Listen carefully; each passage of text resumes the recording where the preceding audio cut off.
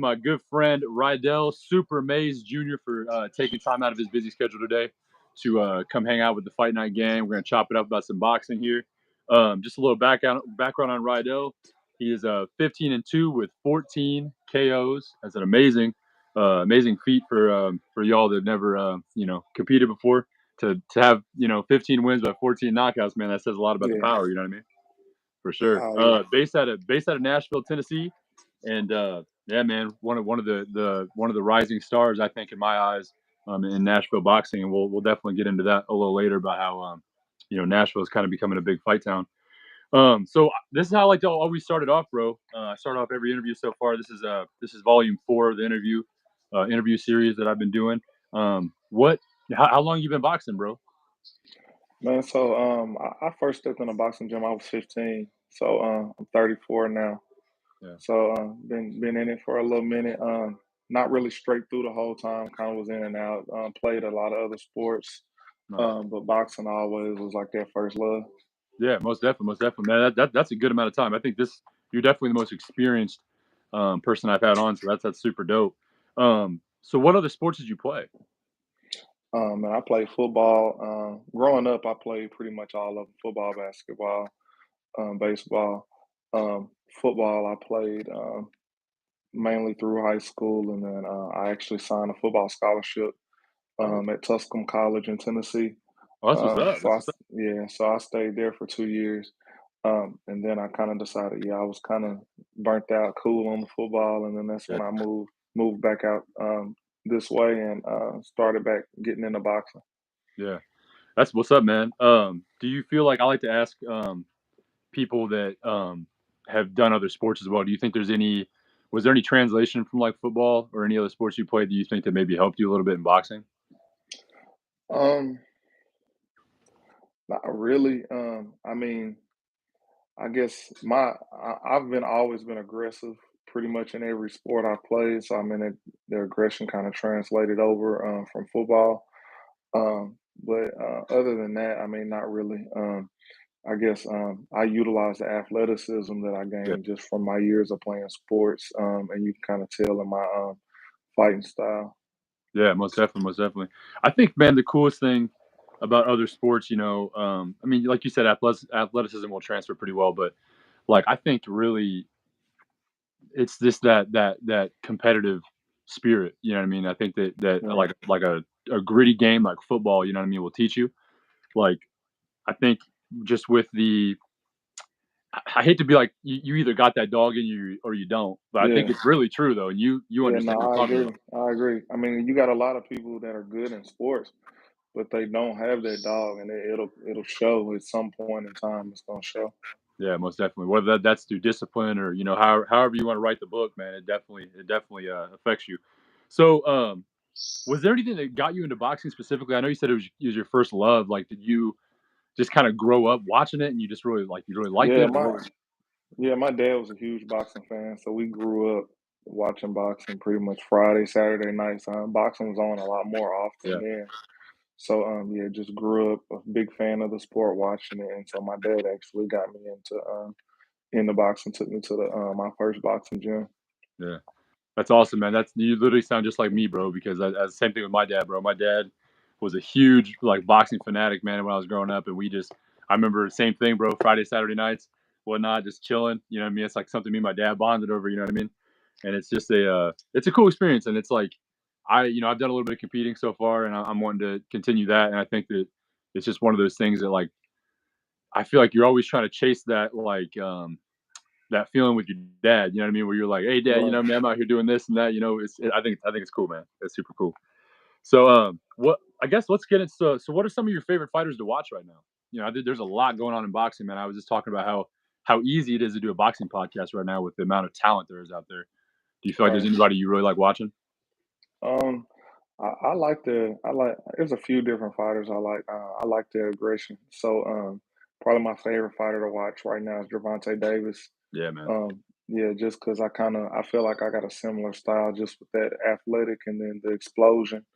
And he's probably my favorite fighter to watch right now, Yeah, as most far as like all the active fighters. Yeah, and he's been active too, bro. That's the thing, man. You mentioned active fighters.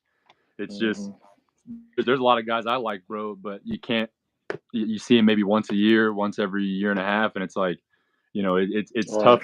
It's tough to stay sharp and build a fan base doing that too. You know what I mean? Right. Um, and I like that you said that. Like you said you feel like you have very similar style. There's one thing I pulled. I've been watching a lot of your film, and that you're a bigger dude. You can tell from the Mhm. camera that hey, he ain't no small pup. You know what I mean? But Yeah. I'm very impressed with how light you are on your feet and how well you move. And Mhm. I man, I applaud you, bro. I think you look great. So let's talk about a little bit about your fight experience. Since we're getting into that, uh, let's talk about your first time in a boxing gym, man. You said your pops dropped you off at the boxing gym. Go through that a little bit, man. What was that feeling like?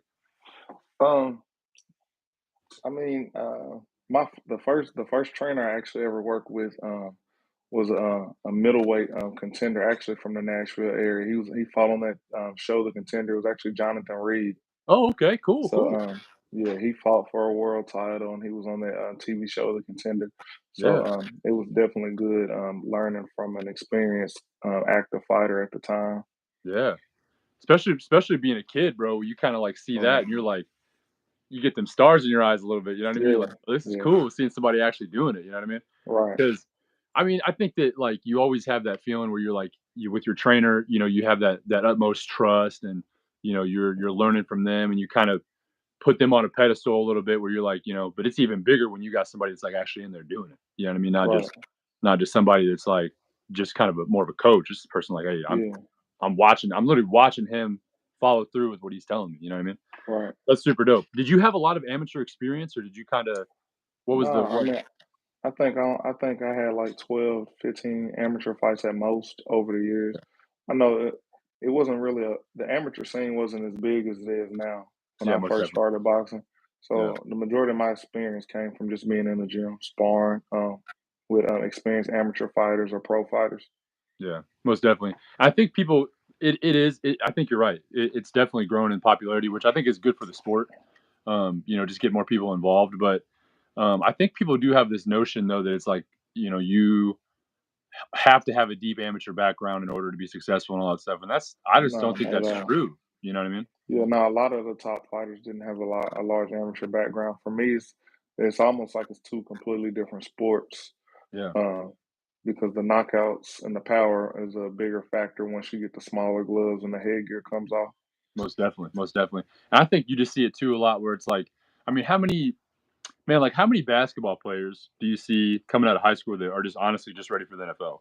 Like, or no, sorry, for the NBA rather. So it's like, Right, there's so many guys where it's like really you could probably say college basketball is almost a different sport than the NBA if you really want to get right, deep with it. But right. it's like there's so many guys that are already ready to go that it's like why waste that time? Sometimes Yeah, I don't want to say any time working on your craft is a waste of time per se, but it's just some guys are just ready for the pros. They have a better pro style, and just hmm you might as well just start working on that and honing that in. Um, so how was that, bro? How was that breaking into the pro scene? I think we'll talk about this a little more in a minute, but Nashville up until recently, um, hadn't really been the biggest boxing scene, really. You know what I mean? But it's starting to right. grow for sure. But will you find that difficult, kind of breaking into pro boxing scene in Tennessee? For me, I think I had kind of a little advantage just because I had a lot of people already knew me, Yeah, just from my hometown, Murfreesboro, and just from playing other sports. I really had a big support system coming in, so that made it a lot easier for me. Coming in and getting that buzz because I had a lot of people coming to see me fight and support me. I think my first fight, I had like 80 people buy nice. tickets from me directly. Yeah, So that's something a lot of fighters don't aren't privy to. So that really helped me out just as far as my growing and getting in the sport. yeah, most definitely, bro. And it definitely it helps a lot when you have people that support you. You know what I mean? When you got people that are in your corner no matter what. It's tough. I mean, there's a gift in both grinds, right? Where it's like, if you got a lot of people that are doubting you, right, you're like, all right, but I'm going to prove you wrong. You know what I mean? But on the flip Right, end, you got them people that are like, hey, man, we're supporting you, we're proud of you, bro. There's really nothing like that. So it's really like right. both sides of the coin. So let's talk about let's get into it. I know I keep alluding to it.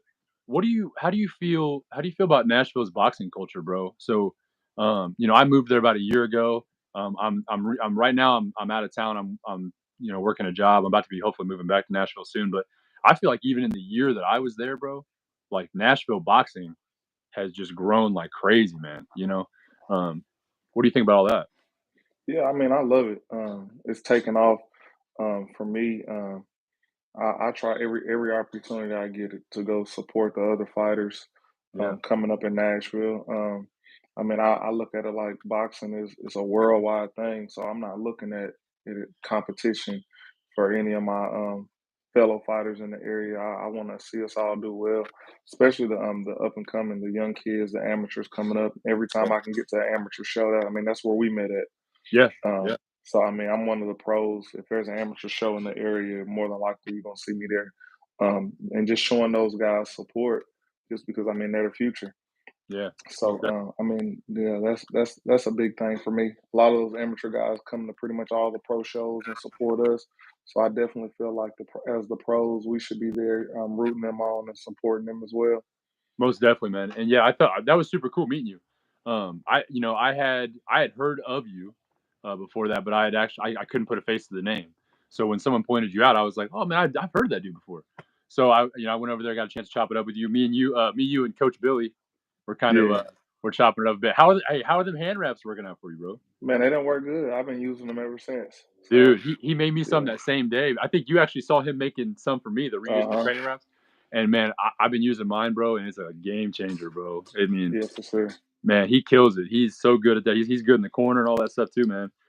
Super cool. But yeah, it is really cool, man. I'm glad we got to chop it up, and I'm glad we got to that led to us setting this up. You know what I mean? So, boxing culture, bro, is just I feel like it's so dope, and for the most part, you know, we're a real small community. You know what I mean? And the people that actually even compete, even smaller community. You know what I mean? So, it's super easy to just come support each other. But you find a lot of people in this sport. There's a lot of love lost. You know what I mean? All that stuff. But I think at the end of Right, the day, bro, we're all just trying to chase dreams. You know what I mean? And why not support each other along the right. way? You know what I mean? So most definitely, man. So let's talk about this, man. So you were recently on that Misfits card, right? That came to Tennessee. Yeah, yeah, I was supposed to fight on it. End up not fighting due to the whole bomb threat situation.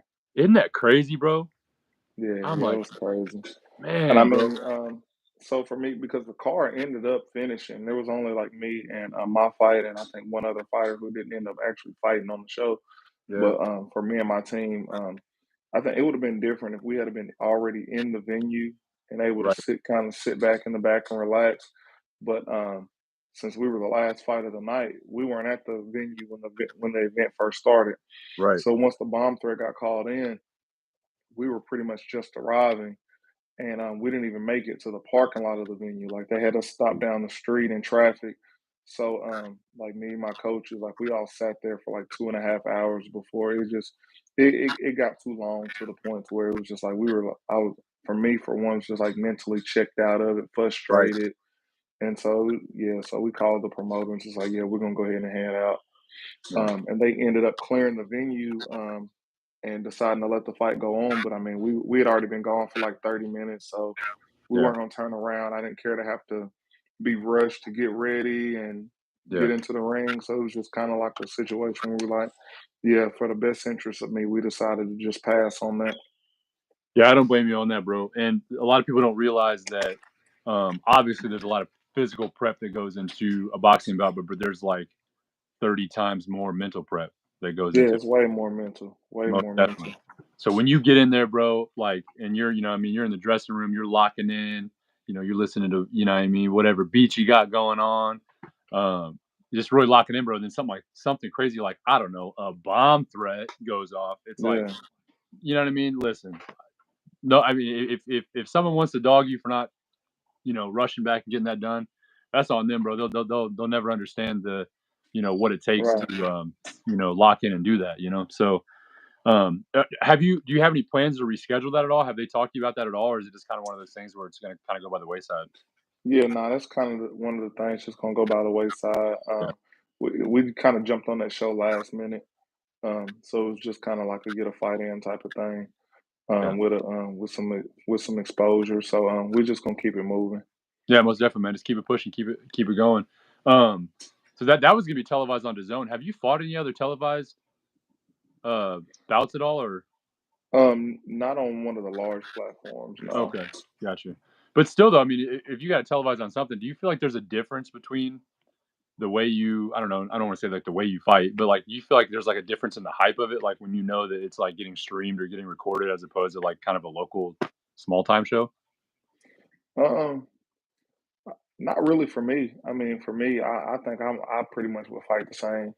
Yeah, I love the lights. I love the crowd. So, I mean, for me, I definitely think I would pretty much fight the same. yeah. It's definitely it's a crazy feeling, bro.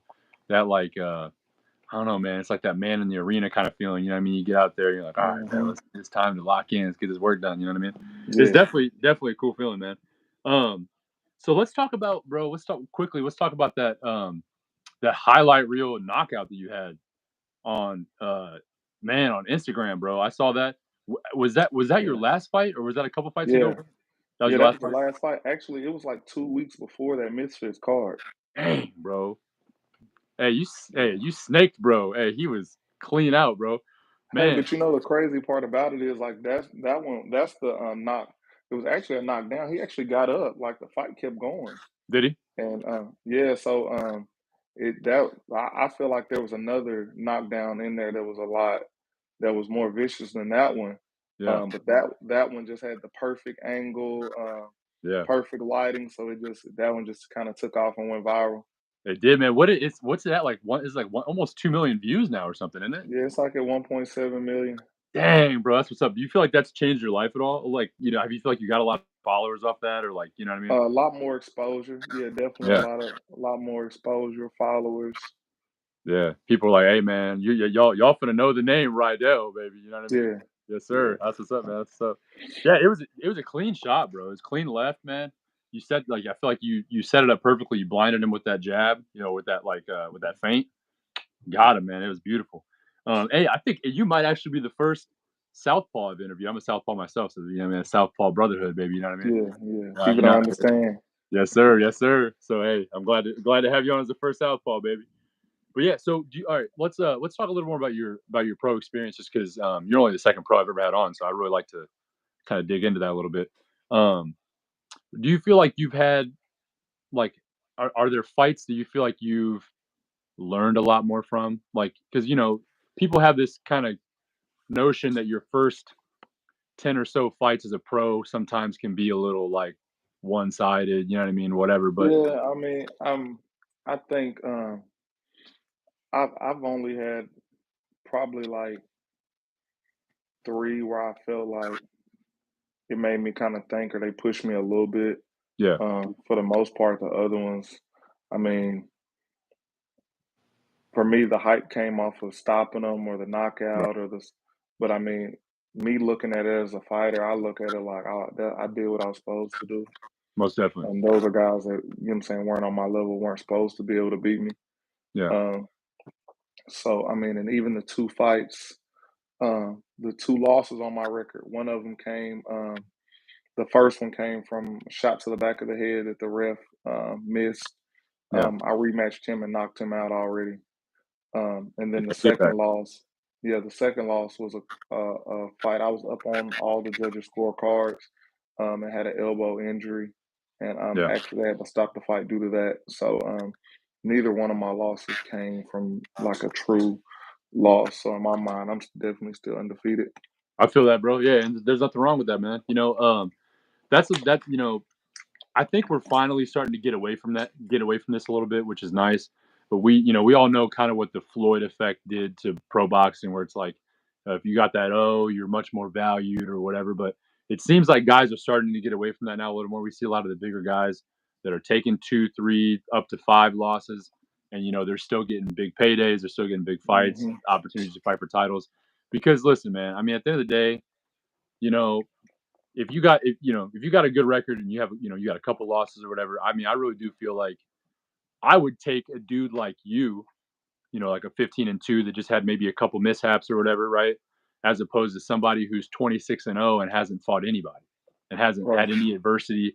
You know what I mean? Like that. I Right. mean, it's the truth, bro. I think you're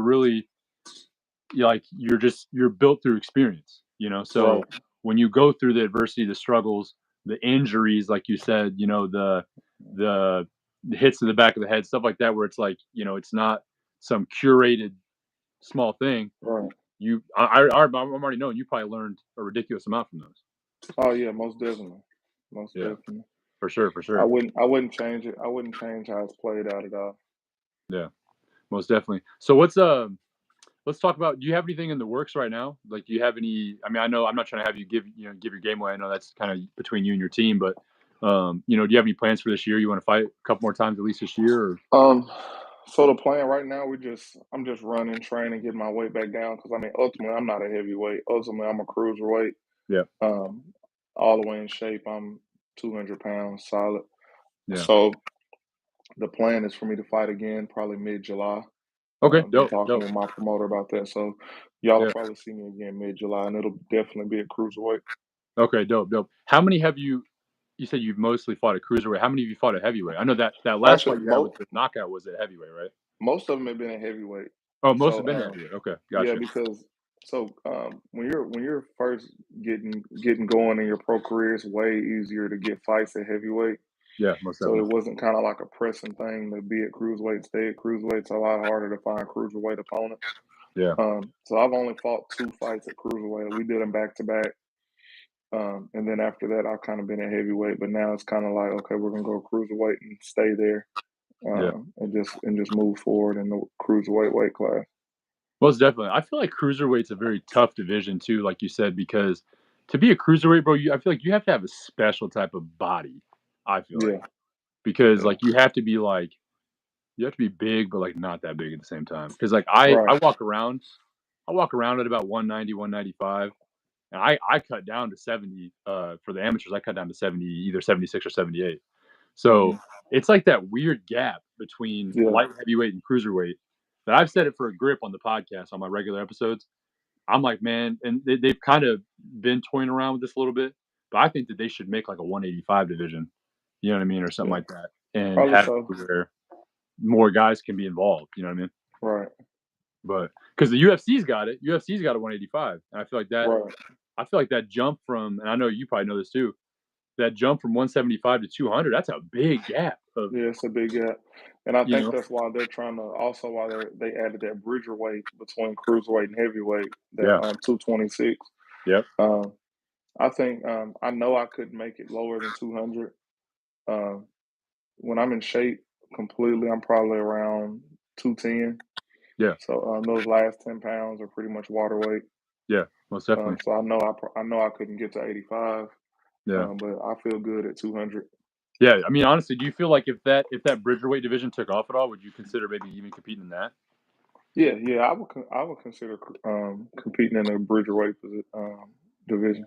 Yeah, because I feel like I'll tell you some guys that would have that division on lock, bro. Is like someone like a Usyk or a Deontay Wilder, you know what I mean? Someone like that. That's like, Oh it's yeah, for sure. tough to fight dudes like Fury and Joshua and all of them, right? That are in Right, the right. 250s, 260s, but because I think, man, Usyk's probably, I mean, 220 is probably pushing it for him and his body, his Yeah, I his mean he's size. been cruiserweight his whole career, Yeah, so yeah, we'll man. see how this fight pans out. I think Fury, no matter how skilled Usyk is, Fury's skilled too, and I just think Fury's too big for him. Yeah. Well, in Fury's, it looks like I saw this picture the other day. I shared it on one of my episodes. Fury's cutting down heavy, bro. He looks pretty skinny. I Yeah, don't know if you've seen any of those pictures on yeah, like yeah. I seen IG. he looks pretty slim, but I mean he's still a big man. Oh So yeah, yeah, I yeah, think he's just gonna be too big for him. yeah. The length alone. I mean, the length alone is insane. I mean, if we're gonna be real, Right. just it's wild, man. So yeah, man. So we'll be excited to see what you got planned up. Hopefully in July. Hopefully, we all know how boxing can be with finding a date and then finding an opponent and all that. So I really do hope that process goes smooth. You get somebody in there that you're able to showcase your talents with and all that. So let's go into this. This is kind of something that is new for the guys I've interviewed. Also, you gotta, man, you're a family man, bro. You got a pretty big family and a fiance and all that. So I kind of want to Mhm. talk about, um, and I talk about and give the chance for my viewers to kind of connect with you a little bit. How do you juggle, man? Like, because being a pro athlete, bro, you're training, nutrition, promotion, coming on, taking time for a goofy podcaster like me. You know what I mean? Like, it's just one of those things, man, where it's like, how do you find that you balance it all? Man, I'm not even gonna act like it's easy. Yeah, I don't blame you, bro. um, I wouldn't either. but I mean, you just kind of try to figure it out. Like I kind of try to map my week out as far as what I got going on that week, as far as getting the kids and Yeah, getting in my workout. I got a couple people I actually train um, that are getting into boxing. So just kind of trying to plan it out so I can get my stuff taken care of as far as me doing my own training and running, working with those clients and yeah. time with the kids, fiance. She stays on me. She know I don't like to eat right. She stays on me as much as she can. A lot of times it don't Yeah, work. I'll get frustrated. I mean, I know she means well, but yeah, I mean, it definitely takes teamwork. most definitely. Yeah, and I think the biggest thing, bro, especially if you're a pro athlete or really just a man in general, bro, that's really trying to push boundaries and become great, bro, is like behind every man that's on that grind, bro, is a woman that's behind her or behind you out here. You know what I mean? Oh Making yeah, making the most real dream definitely. happen. You know what I mean? Yeah, most So definitely. while also chasing her own dreams, right? So it's like, Right, man, I said it for a long time, man. Women can be your biggest liability or your biggest asset, man. It just depends on you know who you're willing to choose. You know what I mean? right. So that's what's up, man. So do you this is something I think is kind of a cool question. Do you ever feel like you let in your kids box if they wanted to? People, I feel like Yeah, yeah. they're 50-50 on it. Some parents are like, "No, I don't want my kids getting into that." And other boxing parents would be like, "Nah, it's good for you." Yeah, I would let them. I never push them to it Yeah, because I definitely feel like boxing is a sport you don't push anybody into most because definitely. it's definitely not for everybody. Yeah, Um, but I think I got two of my sons that I could see boxing at some point. that's what's up. You're right though. You're right. It's definitely one of those things where it's a calling. You know, Right, you don't want to get in there if you're only half-assing it or if you're not willing to put the work in or it's a dangerous sport. Let's be real. right, Anytime any of us get in the ring, there's a slight chance that we'll never walk out of the ring the same right, or when we walked in. You know what I mean? So right, um, and that's why I really don't hate on anybody that competes. I mean, people kind of we got this notion now, and with social media and everything, it's like everyone kind of clowns everybody and all that stuff, and people will clown people that get knocked out, but um, most of the people that are on there doing all the clowning, bro, they've never even sparred. right. You know what I That's mean? right. So it's like it's tough for me to kind of watch people say stuff like that. And I'm like, bro, you haven't even been hit so hard that you know what I mean, your eyes crossed a little bit. Yeah, It's like it's true, bro. I mean, it's crazy. But that's cool though, man. Yeah, I feel the same way with my potential future kids. I feel like I would give them the option. I think the most important thing with kids in general, bro, and this is me. I don't even have kids, but I feel like just giving them the option to see what's out there. You right, never know if what you do and don't like if you don't at least give it a shot. So I mean, I feel like with my yep, kids, try to make sure they get into every sport they can. Be like, see if you like this, right. see if you like this. You know what I mean? Most Do definitely. your kids play any other sports at all? Football, basketball. Right now, they're all either football or basketball. Right now. Nice, nice.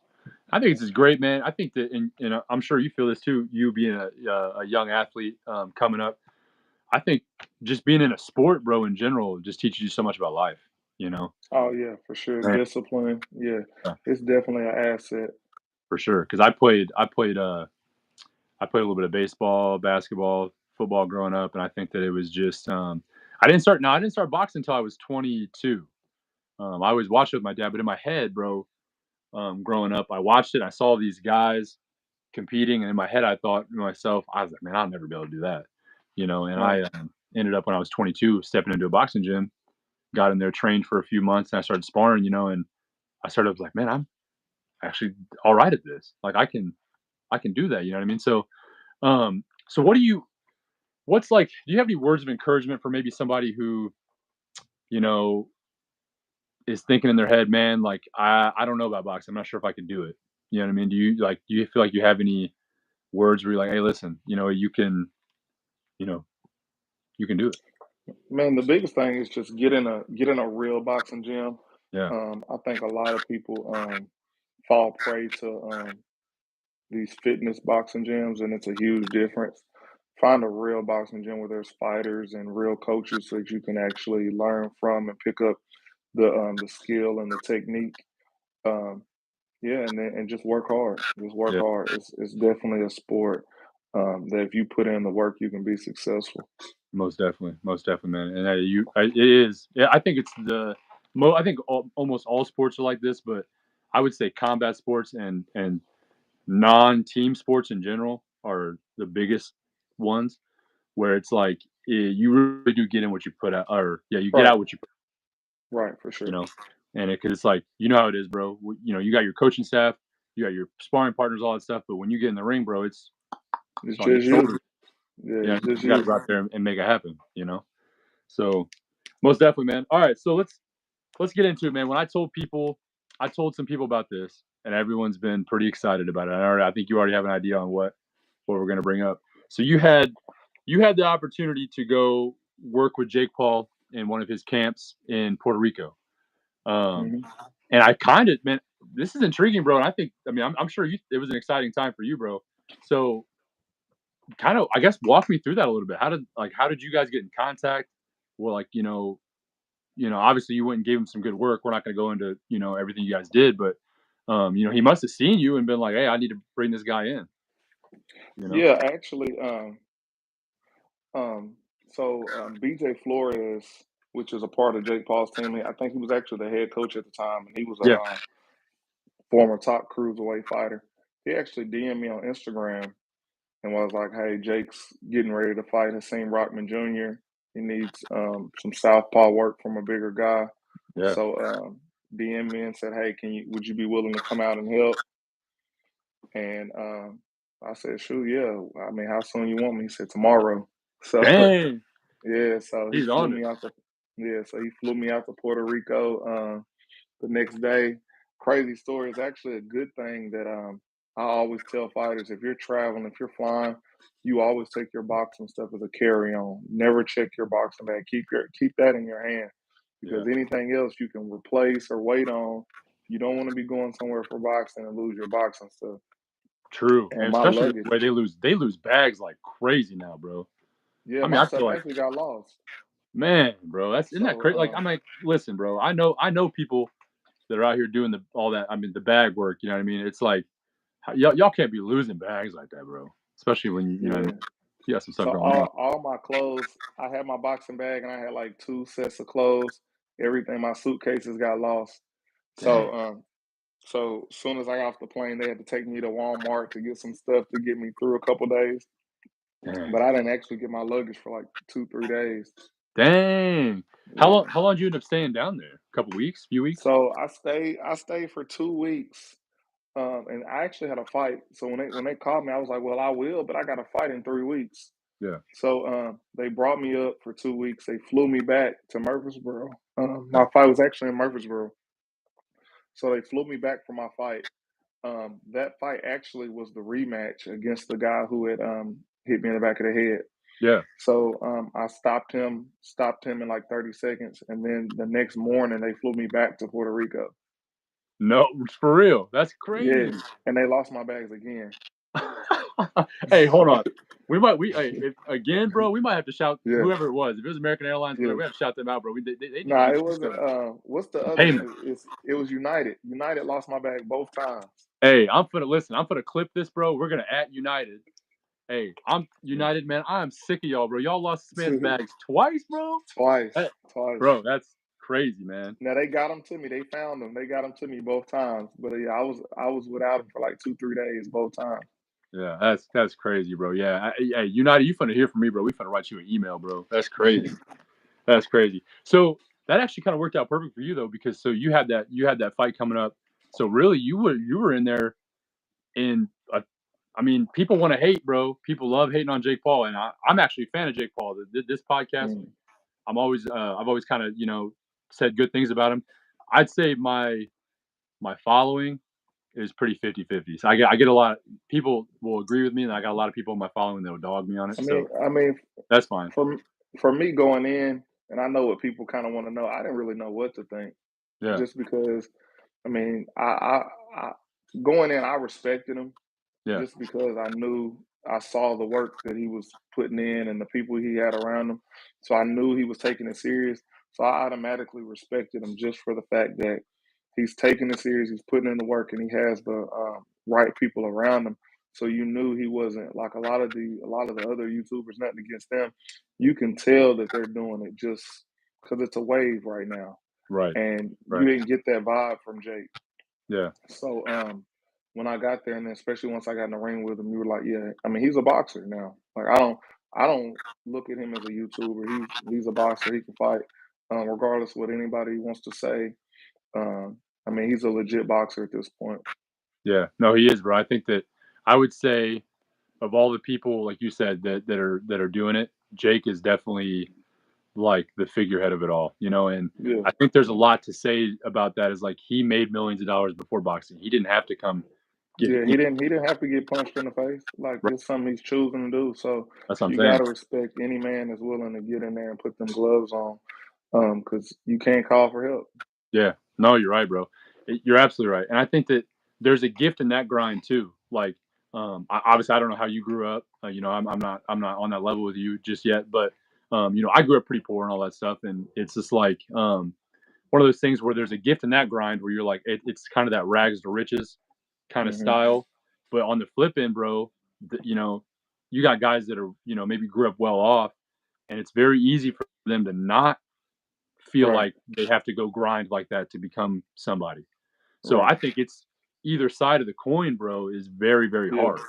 And Jake obviously, he came from probably a better family than definitely I did, but a better family right, than most, and he made money off of, his marketing and YouTube and all that stuff. It's like he didn't have to get in there and do that. He did, and right, especially get in there and take all the crap from these people, bro. You know what I mean? Like, right.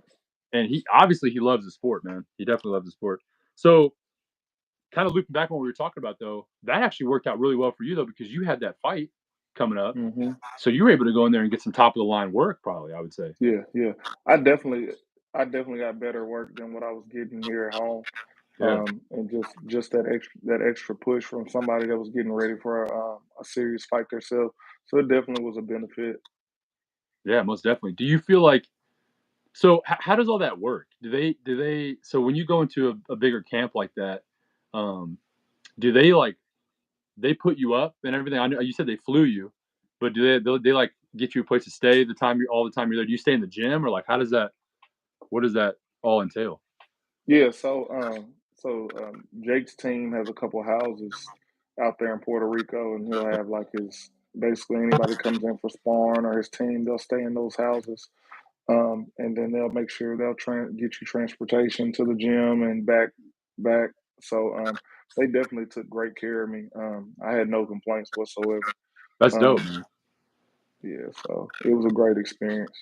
It's always good to hear that when I've heard some times where it's like it's kind of like you get pulled into a notable names camp and they kind of treat you like garbage and you kind of just get kind of cycled in and cycled out and No, Jake actually a great dude. Like he cool. He was a cool dude. I met Logan as well. Logan was in town. Um, yeah, and when the cameras come on, I mean, you got a persona, you got a right, personality that you got right. to kind of run with. But outside of that, when it just came to the people in the gym and the sparring partners, Jake was real laid back, a real humble dude. Yeah, and I've heard that. I've heard he's actually a really good guy. I'm the same way, bro. Like when what I mean when the camera gets on me, baby, you know what I mean. I gotta put on this. Yeah, You know what I mean, this fight night. You know what I mean. Uh, persona. No, I'm just playing, but no, it's I think you're right, man. I think it has to do with marketing though, and he's got himself that far by doing that. So it's like he's got to stay true to himself as a person, but he's also got to stay true to what got him where he's at. You know what I correct, mean? right, So right. people can hate on it and say, he's goofy, talks all this crap and this and that, but man, he makes more money than a lot of us, so it's like it's hard to hate on the grind. You know what I mean? So, um, what did you think of his gym? I've heard he has a pretty nice facility there. Oh yeah, he got a top of the line gym for sure. Yeah. Yeah, And he yeah, he he like does have a he nice. does a lot for the community down there too. I think he does like he's built gyms and stuff down there for like Oh, I some don't of know. I the kids. wasn't aware. I hadn't seen. Oh, okay. I wasn't sure. I thought he like he did or just like is his gym open to the public or is it completely is it closed like Nah, his gym's private. is it private? Okay. I Yeah, thought I read something that he like had built some gym for like he does that he may boxing bullies. he may have he may Yeah. have. I hadn't seen. Gotcha. Um and then honestly, my last question on this, bro, would be um how'd you like Puerto Rico, bro? I mean, is it a pretty cool vibe down there? Like what is it? Oh yeah, it was. I mean, I loved it. Yeah.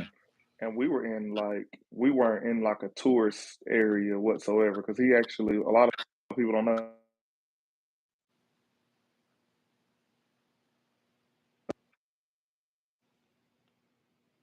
So I think we just had a little bit of a technical difficulty real quick. Am I still frozen? Oh, you're good now. But yeah, they were actually where a lot of the locals are.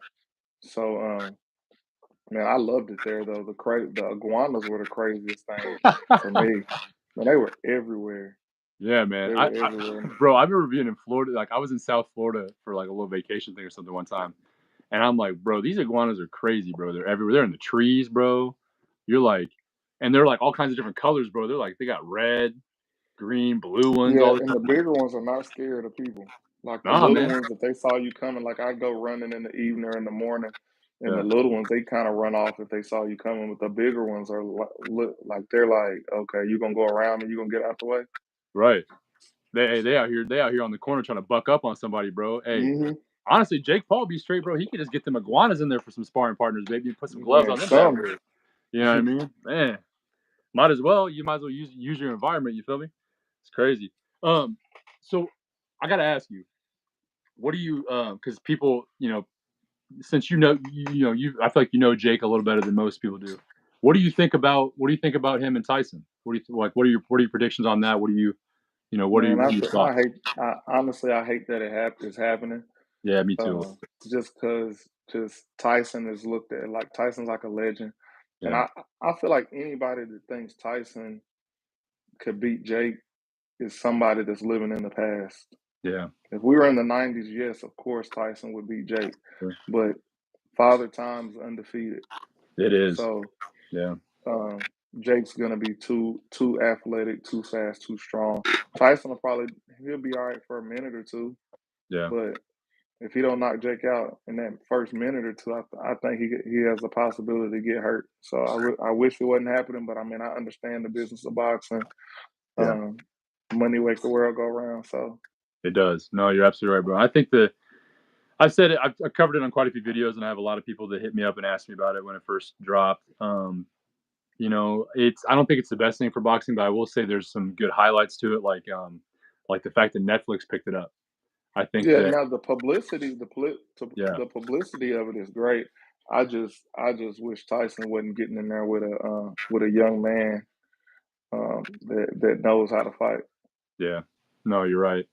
I definitely agree with you, bro. And but yeah, I think this could definitely pioneer some big things when it comes to like like you said, Netflix picking it up, and it's free. Like it's free on Netflix if you're a subscriber or whatever. Right. So I think that could be good for boxing, bro, in a lot of ways. And I really think this YouTube movement, as much as people want to hate on it, and Jake Paul and all these guys, influencers, you got to the Misfits boxing now. They kind of work with a lot of the influencers, right? So you probably got to meet a lot of those guys. Yeah.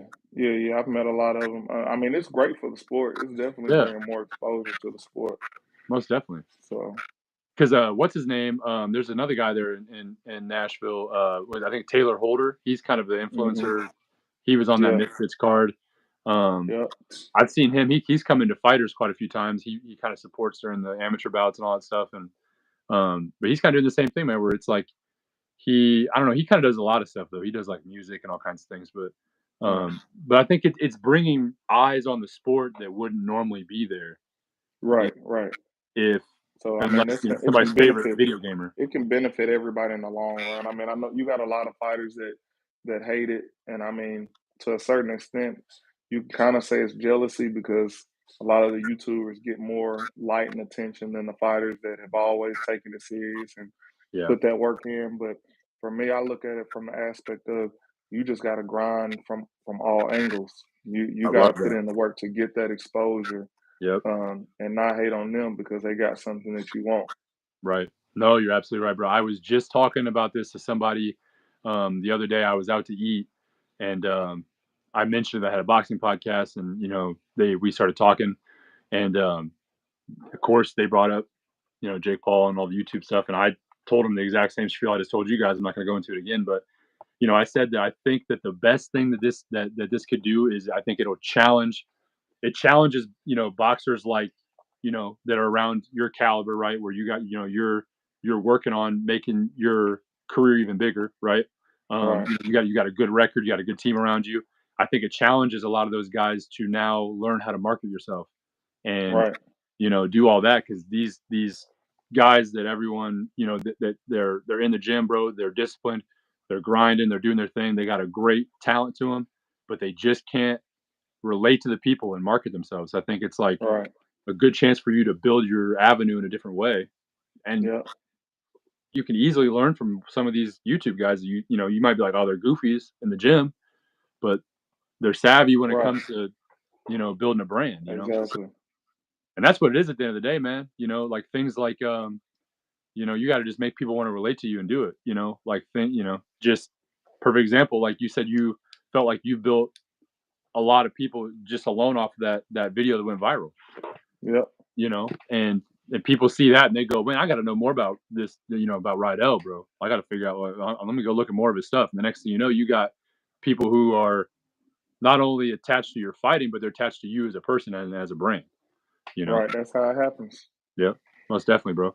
Most definitely. Well, listen, man, we're getting up to about 50 minutes, man. So I'm not going to hold you. I know, you got a family and all that stuff to get to.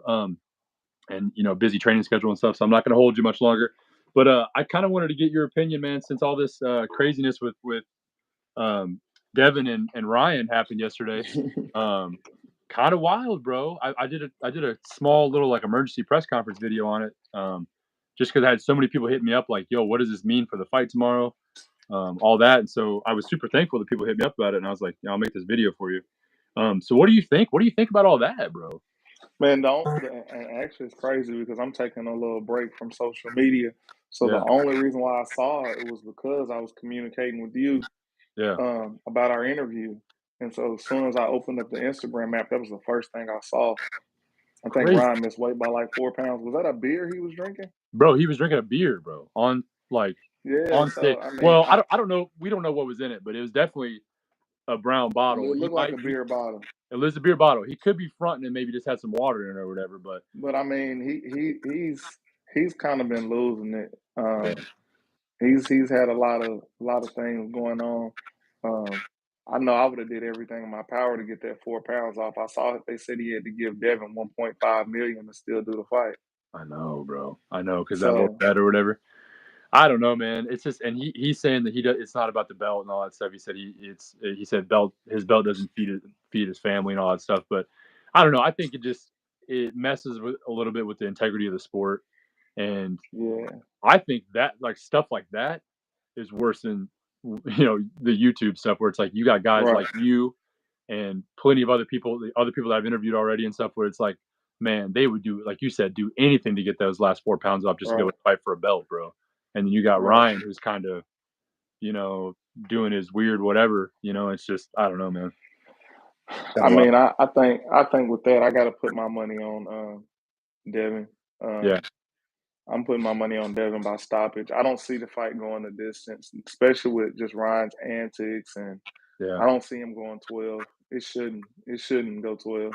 Okay, I like that. I like that. I like that hot take. I think you're right, bro. I think there's two ways it happens, and I think it really just depends on what Devin decides to do. If Devin wants to play more laid back role, work behind his jab, use his footwork, be more of a defensive fighter, I think it could possibly go to decision. But I think if Devin wants to get him out of there, he can make it I happen. think Ryan gonna force him to fight though. I think Yeah, Ryan is just gonna come in there like forget it. I think Ryan gonna force him to fight. The only way Ryan wins is by knockout. yeah, Uh, So I mean, it might be worth putting a couple dollars on Ryan by knockout too. Yeah. Because that's to me that's his only chance. But if you had $100 to put on it, I'd put it all on Devin. Yeah, most definitely. Yeah, if I had to bet my mortgage, I think I'm going with Devin. But it's just yeah, I mean people sleep on Ryan, bro. He's still supremely talented.